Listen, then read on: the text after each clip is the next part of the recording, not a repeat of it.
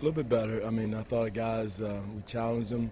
We were averaging something like 15 points a quarter in the first quarter, giving up 28 in the last 4 games. But I'm proud of the way guys who were in uniform tonight came in and battled. I mean, that's all we can go with. Guys not dressed, injured. You know, we can't worry about that. It was a lot of points out of our lineup with Andrea and Leandro, but everybody that walked on the court tonight contributed, whether it was on the defensive end or offensive end. The attitude different tonight, Coach? You talked about believing last game, and it sure looked like it tonight. Like they believe. The guys that, again, the guys in uniform that participated believed. They knew we were shorthanded, so everybody carried their load, which was huge. I thought DeMar did a heck of a job of attacking the basket, getting the free throw line 16 times was huge for him, and that's what he's got to do. He's got to continue to attack because he's too athletic, too quick not to get to the rim in an ISO situation. You got 17 out of Bayless, but I gotta believe getting him out there on D-Will was the focus of that change in the lineup.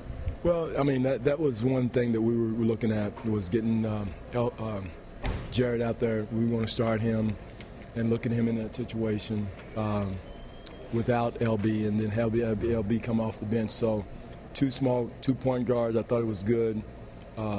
Again, Jared is more of a 1-2 than he is a 1, so it fit in pretty well with he and Jose. What did you think of the job you did on Darren Williams? It was good. Darren is one of the toughest one-on-one guys there is in the league, and he did a solid job, and you're not going to stop him. I mean, everybody's tried.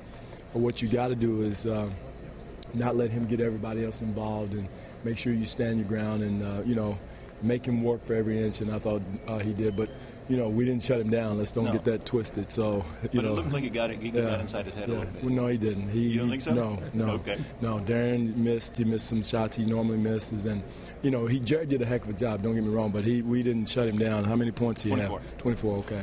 So he still went to work. Coach, the guy that didn't really get going tonight for them was Chris Humphreys. Did you do anything different? What did you see? Our guys just manned up, Jones. Yeah. Amir did a good job. Eddie came in and did a good job of battling him in the paint, bodying him, and make sure we kept a body on him, and just attention to detail. I thought that was huge for what they did.